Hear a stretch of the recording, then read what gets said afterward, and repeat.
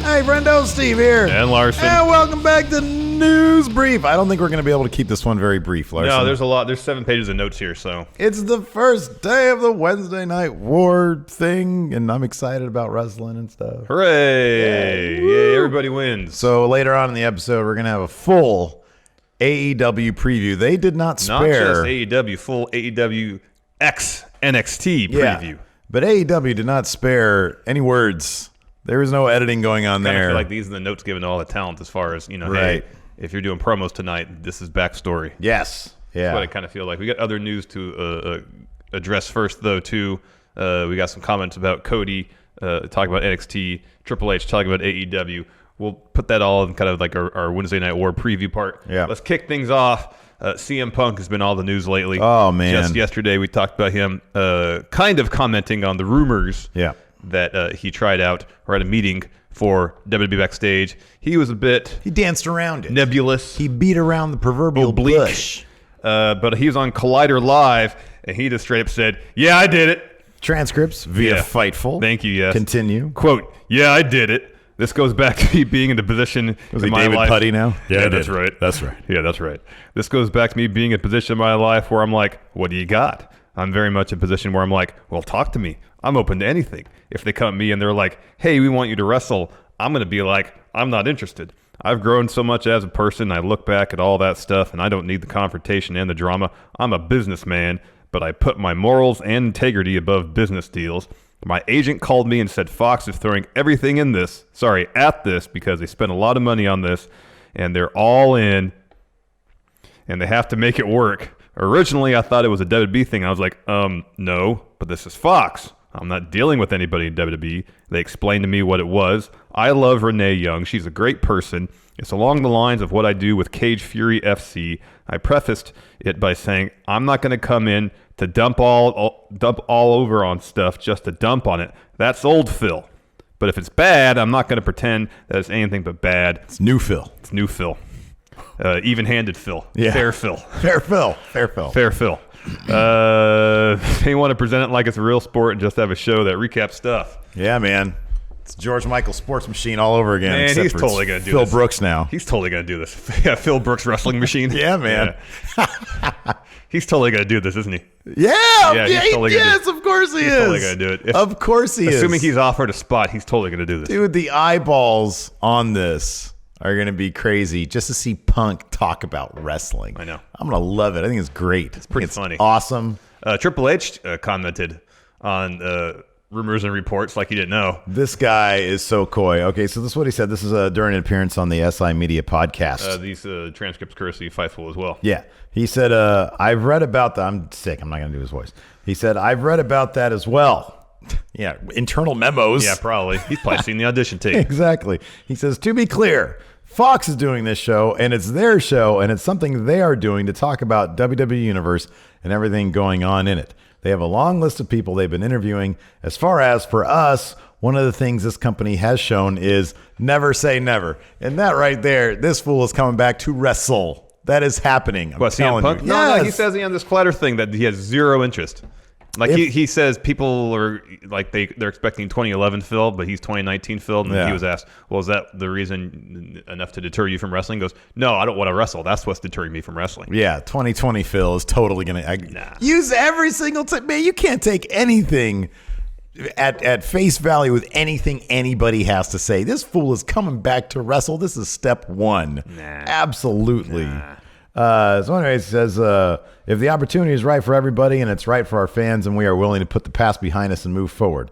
I would say never, but that's also probably a long way from coming true. That's a little bit outside my purview. Man, this dude, I book it right now. WrestleMania 30, whatever, Triple H versus Punk. That's why you can shake your head as much as you want. This is happening. This is definitely happening. I said this about Jericho. I said this about everything. Everybody, every time you say, oh, they said they're not going to do it, and then they do it. This is wrestling. This time I believe Punk. This is wrestling. He's got no interest in wrestling, man. Man, oh, man. He's got zero interest in I will wrestling bet you a pizza over this, buddy. Done. All right. Oh, man. If you weren't sick, I'd shake your hand right now. I'm not contagious anymore. I'm not going to. Here. Gosh, definitely not going to do that. No. Come on. Get that pot out of my face. That's how they did it in the old-timey days. Yeah, that's why the life expectancy was like in the 40s. You're such a cuck. Wow. I said a cook. You're a very good cook. That's not what you said. I appreciate your culinary delights. That's not what you said at all. Yeah, cook. Anyways. Oh, man. You know who's definitely not a cuck? The Alpha and the Ace. Yes. That's right. Chris Jericho, Tanahashi. They're got Tanahashi. Okay. They're getting on, man. Yeah, they are. SI is reporting that New Japan Pro Wrestling is a huge match in the works for Wrestle Kingdom. Jericho versus Tanahashi is what they say. Quote, Chris Jericho is scheduled to face Hiroshi Tanahashi at New Japan Pro Wrestling's Wrestle Kingdom 14 on January 4th at the Tokyo Dome. Multiple sources tell Sports Illustrated, of course, at the end of Miro Okada and Jericho had a match at Dominion main event. Yes. After which Jericho put a beat down on Okada, and Tanahashi came out to make the save. Who hasn't he fought yet in terms of the big names? Naito, check, twice. Yeah, Naito Okada. Twice. He's fought Okada. Omega. Tanahashi. Omega. Yeah, that's pretty much it. Yeah. Yeah, Tanahashi's a big name. That he is. Yep. The report continues, quote, New Japan will make the announcement of the match, likely serving as the co-main event to Okada, Kota Ibushi in the IWGP heavyweight title match in the coming months. So probably King of Pro Wrestling. That's towards the end of this month. Well, yeah. I would suspect, or maybe during World Tag League, depending when Jericho gets some time off from AEW's TV schedule. Yeah. This report brings up an interesting scenario, however. Jericho, of course, is currently the AEW World Heavyweight Champion. Yeah. Assuming he carries that belt, I have a hard time believing he's going to drop it between now and Wrestle Kingdom, because I think he has one scheduled defense against Cody Rhodes. Or Sammy Guevara, depending on how that match turns out tonight. Indeed. I have a hard time believing that he's going to drop the belt this soon. So is he going to walk into that match AEW champion with belt? Is that going to complicate who wins the match? Who won their first one? They haven't fought yet. Oh, Tanahashi. Yeah, you're right. It was Naito twice. Okay. Yeah. So he hasn't fought Tanahashi yet. Yeah. I don't know. They could do this because they got Moxley taking on Juice Robinson for the U.S. title. Juice is going to win that title. I think that's at Wrestle Kingdom. That's right. Moxley's still the U.S. champion, I think isn't that's he? what this report said from Sports Illustrated. So if that happens at Wrestle Kingdom, not King of Pro Wrestling, then you can trade one for one. And then Mox takes that L, and then Jericho picks up the win over Tanahashi here. Then later on, after he drops the AEW title, they can have a rematch. Ace goes over. Go Ace. Yeah. Yeah, it could be. Yeah. That's good. As good as anything else. Guess so. Yeah, it's going to be interesting to see. You know, it's still surprising to me. I don't know. The whole New Japan AEW thing is very interesting to me. It's kind of weird, huh? There's like one of their co-main eventers is AEW, and then their U.S. champion is AEW, and yet they want nothing to do with them. Yeah, it's just the nature of those particular wrestlers' contracts that they negotiated. I mean, Kenny Omega has the same deal in his contract where you can go and wrestle in Japan if his schedule allows. Yeah, and if anybody in New Japan would have, I mean, that's what I'm talking about. Yeah, that's the if. I know, and I don't know if New Japan feels a little upset about him leaving or the manner in which he left, because I would expect that they'd be happy to have him on a card like Wrestle Kingdom, their top show of the year. He's still a huge name. Yeah, you would think. I guess not. I don't know. It's just interesting to me. Like, it seems like they have. I don't know. I don't want to call it a grudge necessarily. I mean, this is all business, and they apparently feel like it's not good business to do business with AEW, but like only the stars that sort of they feel might have burned them. Mm-hmm. And Jericho's not on that list, even though he's the champion of that particular company. Really quickly aligned himself with the elite guys. Yeah, for sure. I mean, from a business standpoint, it totally makes sense for New Japan to bring in Jericho and Moxley. They're huge names. Yeah, sure. Totally get that. Yeah, but they're also providing a ton of, especially if either of those guys wins at Wrestle Kingdom, that's like a big freaking rub for AEW. And you would think that would sort of play into it somehow, but evidently not. Yeah, who knows? So that's kind of interesting. Before we get into the Wednesday Night War, I want to bring up this little note too. This is actually from Fightful, and this is Billy Corgan had a conference call or something. Yeah. Oh, it was at a press conference don't. I might start doing it. When is this? When is that? Is it going to be on Tuesdays? Yeah, it's going to be on Tuesdays. NWA Power? Yeah. I might do solo reviews, man. Opposite Impact, man. I might do that. I'm not going to do Impact reviews. No, I said Opposite Impact. Yeah. And Billy Corgan has no interest in doing Impact reviews or anything to do with them. This is funny. Not surprising. This is from Fightful. At Monday's NWA TV taping press conference, owner Billy Corgan, of course, of Smashing Pumpkins fame, yes, and National Wrestling Alliance Zwan, fame. his band Zwan. Yeah, I remember Zwan. I never heard any of their stuff. I think I heard one of their songs. Anyways, they're open to doing business and having their champions appear for any number of promotions except Impact. No Impact. He said, quote, "We consider ourselves a free agent in the market. We're available to work with anyone from All Elite Wrestling to Championship Wrestling from Hollywood to Ring of Honor. The only prohibition is Impact. We won't do business with them. Of course, we'll do business with WWE. We feel like an early UFC or Bellator. We feel like we're in the market and we can do whatever we want to do. We have the champions right here. Think back when ECW guys would appear on Raw. I think people really want innovation in the space.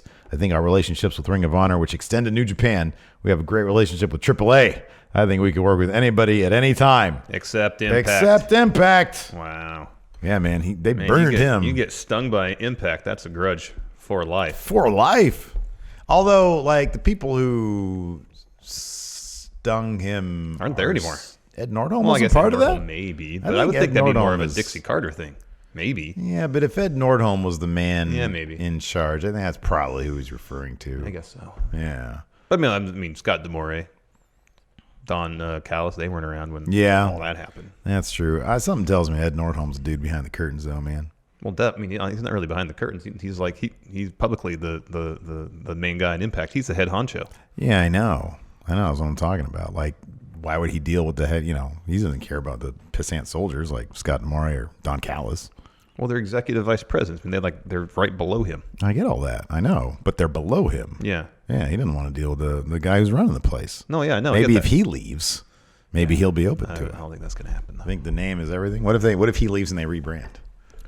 What they should do is sell to Billy Corgan and rebrand Impact as NWA. No way, man. I like their roster right now. Did you look at any of the spoilers? Yeah. Man, they got some good names over there. Yeah, I know. I love that studio setting. It's great. I hope he dug out whatever cameras they used back in like 1983. Perfect. In Memphis. Heck yeah, man. Heck yeah. That'd be great. Seeing Eli Drake and only the best standard definition. It'd be amazing. What's below standard definition? Was it radio? Was it considered standard definition back then? I think it was considered only definition back then. Brought to you in definition. Brought to you in only definition available. All right, man. Let's talk about these Wednesday Night Wars. All right, Wednesday Night Wars are starting up tonight. Off the hook. Here we go. Let's start off. Who are you with? I'm with Good Wrestling, man. Hashtag I am Larson. No, man, nobody wants that hashtag. Yeah, that's why it's not trending. I didn't do it. I am. I don't know. I'm both of them. I want everybody. Yeah, I want everybody to succeed and everybody to be happy and everybody to do well. Hashtag I am going in raw. There you go. So Triple H, he's been doing all sorts of press this week. Yeah, man. He had an interview with Sporting News.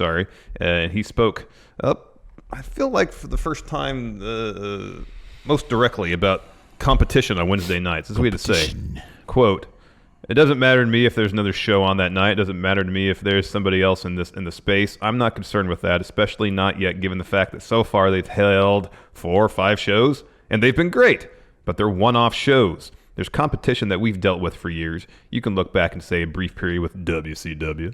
But the competition we've dealt with for years is the NFL, is Major League Baseball. It's large-scale sporting events. It's political debates. It's everything that is out there, and that's what we deal with. So my goal is to put on the best show possible every single week, and we'll see what the future brings, because right now it's just a bunch of speculation over 2-week programming that hasn't even started yet, and there's no track record of success long-term of a 2-hour weekly live event in any way, shape, or form. Wow. Bring your best show. Oh.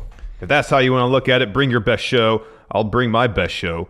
We're all good, and the winners are the fans, and they'll choose what they want to watch and how. It doesn't matter to me. It really doesn't, and it's not my interest, and my interest is doing the best show possible. What is the level of what it is right now? I don't know. I don't know until we see. But I hope they bring the best product they can for the fans.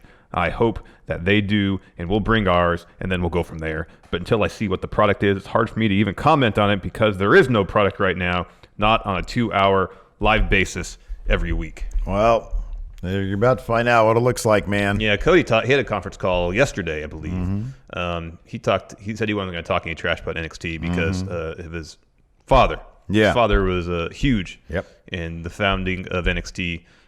Used to teach promo class there until his passing. Huge part of Wasn't NXT. he like the first general manager? I think so. On their right. TV? I think that's the case. So he's a huge part of the history of NXT. Dusty is. That being said, Cody said they're not paying attention to what NXT is doing. He said they can watch us. But he's not worried about them. Yeah. Nobody's worried about anybody. No, they're just worried about themselves. Yeah, that's not true. They're totally worried about they're totally watching each other's other's product. Of course they I'm are. guessing Thursday when Cody gets home from TV, he's going to go on the network and he might watch some Mid-South wrestling or some Georgia Championship wrestling, but somewhere in that day. Yeah, maybe. I mean, they already know what NXT is doing. Yeah. Like, I mean, you already know what NXT is. So, I mean, I imagine that dude is probably so, like, consumed with what's going on over there. Yeah. I think it's probably that, like, I could see Triple H is probably going to watch some of what AEW is doing. Oh, totally. Just to see what the feel is, what it's like. I don't know. It's going to be interesting. I think AEW is going to be all the promotion they've been putting into this. I know. I think they're going to do pretty darn well I for hope so. themselves. I hope so. I hope the numbers are good for both shows. Yeah, I do too. And both Cody and Triple H's are students of the game. Yeah, sure. They love wrestling. Yeah. Well, Triple H is the game.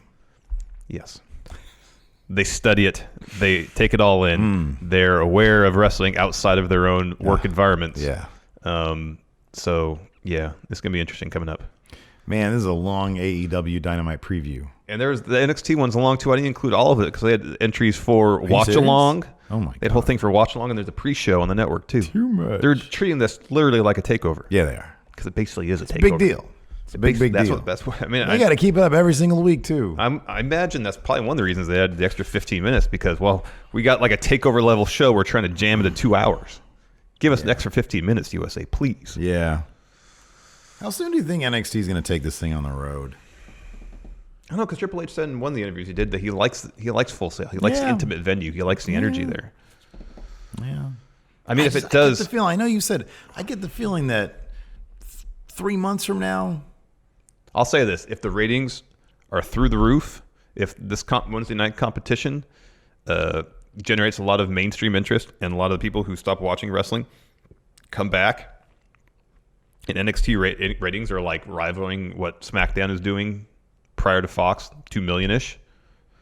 I mean, I wouldn't be surprised if they started taking it on the road. I mean, in that case, I wouldn't be surprised if they stayed there because why would they take it on the road? Because they might think it's more better opportunity to make more money, larger venues, more tickets sold. Yeah, but I don't know.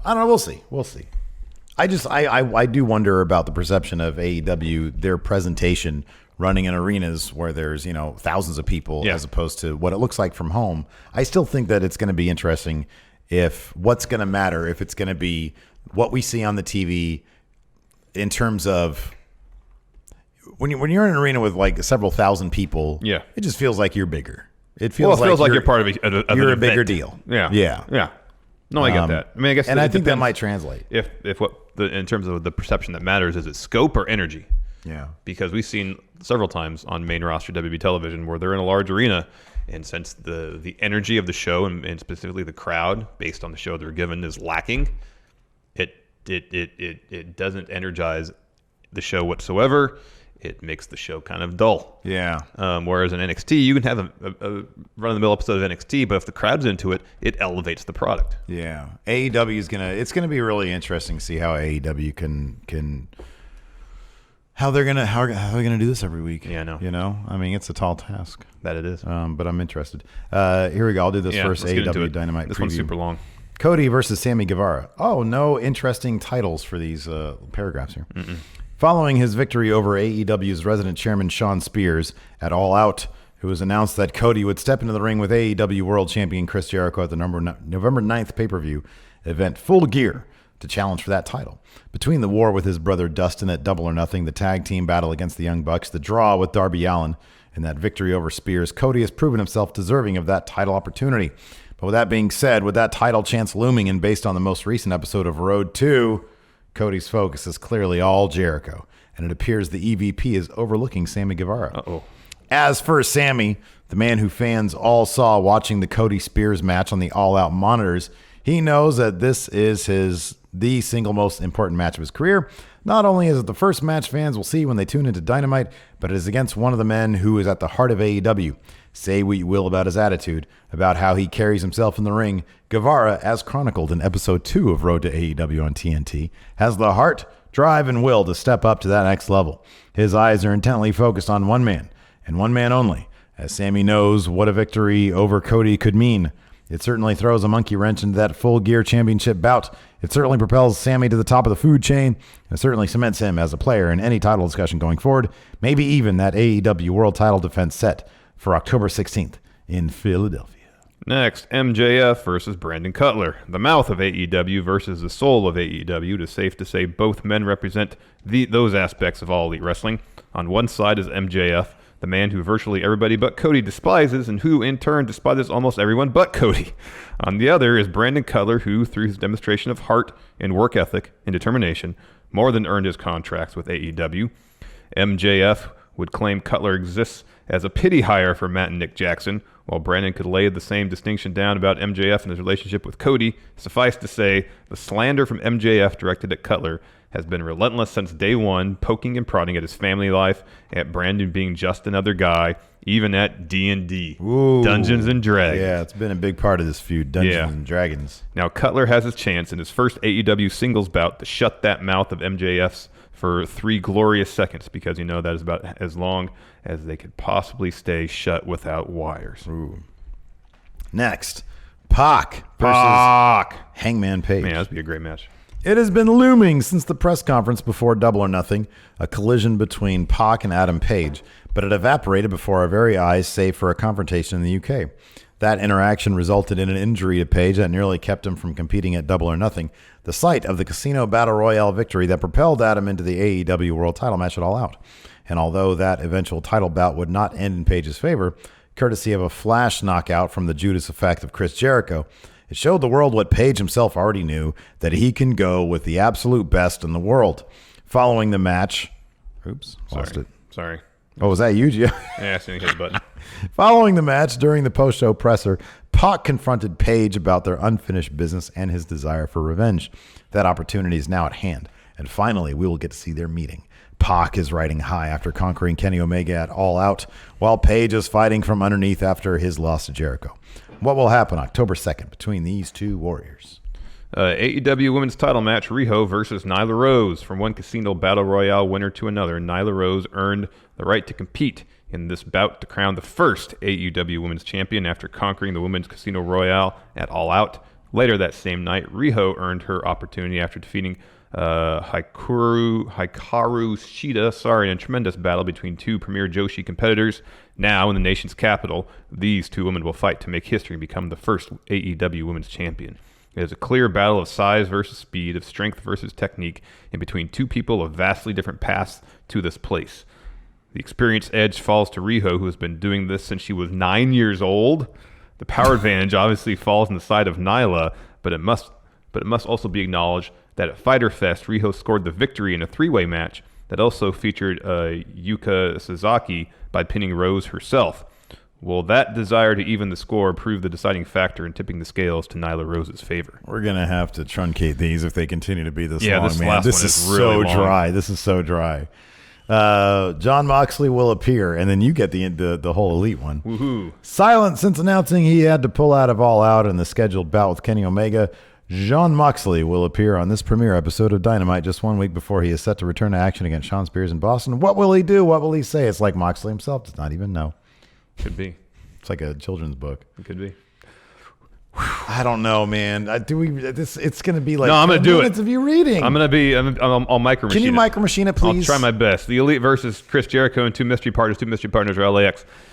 And in your main event of the evening, in the main event of the evening, the Elite reunite to battle Chris Jericho and two mystery partners. Who has this writing remainder mystery is LAX. There is heavy speculation just who will be the one sharing a corner with the world champion. Will be private party head of the AEW World Tag Team Tournament clash with the Young Bucks. Could it be Santana Ortiz after the actions of All Out following the Escalera de la Muerte match? Yes. What about Pentagon and Phoenix, since they have demonstrated their ability to beat the Elite in the past? Maybe even Jack Evans and Angelico Angelico after finding themselves on the outs of the tag team title tournament thanks to fan voting. Could also very well be two men from the outside brought into AEW by Chris Jericho for this contest with a career spanning as long as his. With all the varied roads he has traveled, one would think that there is a wealth of talent the world champion could find to stand by his side, and what better way to make that first impact than by knocking down the Elite on the TNT debut of AEW.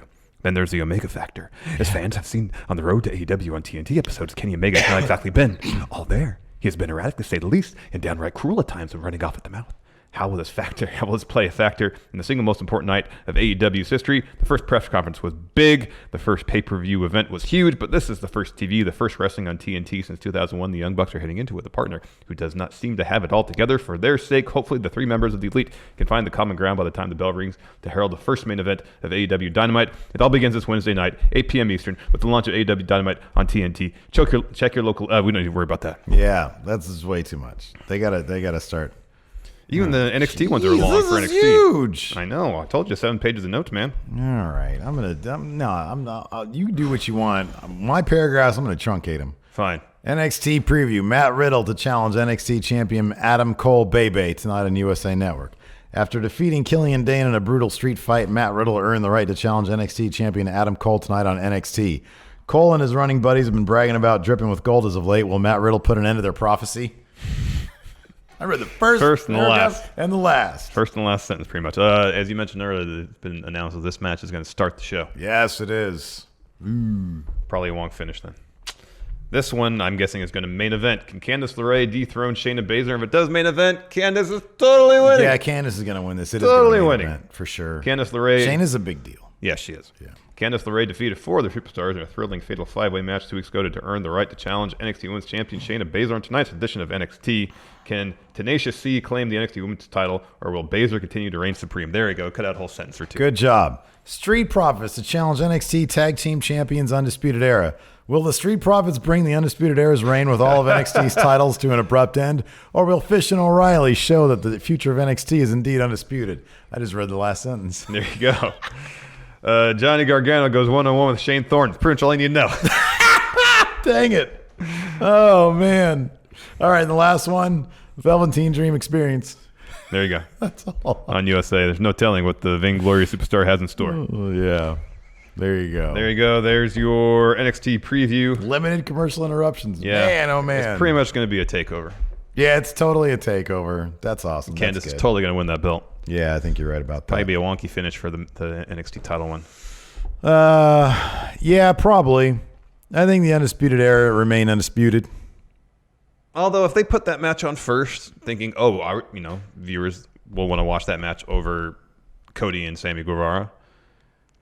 If they watch that match and maybe they're a little new to NXT and they get that match and it's good, but it doesn't have a clean finish, will people kind of be turned off by that? Here's the thing. I don't think it has to have a wonky finish. I think Adam Cole can win clean. And I think, here's the thing. I'll put it this way. This is my belief. I don't think for a second that any of this stuff is any of the booking of who's winning titles or who's not winning titles, or even how matches are going to finish, are being decided based on counter-programming AEW. Yeah. If Matt Riddle was going to win the title at this point, and maybe they were going to push it, maybe originally the plan was Undisputed Era would be undisputed for a short period of time, and then they would start to lose the titles. In which case, if that's like the loose plan, okay, it's fortuitous to do it tonight. It's advantageous, rather, because AEW's on. But I don't think for a second that they would have switched up plans. No, I don't think they would have either. Just for tonight. I also don't think that they would have switched up plans based on the placement of the match in the card itself. So I think that Undisputed Era is probably going to remain undisputed for a little while longer. I think them losing the titles is probably a bigger deal than...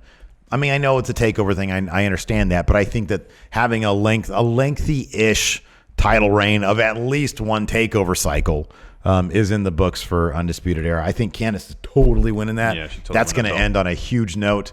Everybody loves Candice LeRae. Yes. So that's going to be a big, big deal. And on top of that, they got 15 minutes additional on the overrun there. Yeah, overrun. Do it. Oh, overrun. So, yeah. Anyways, everybody go enjoy yourself some wrestling tonight. It's a huge night. There's going to be a lot of good stuff. Hashtag I'm with good wrestling. Yeah, I'm with good wrestling. Yeah. Watch what you like, but enjoy it. Yeah, enjoy it all and let the world know. Thanks for watching, everybody. Till next time, we'll talk to you later. Goodbye.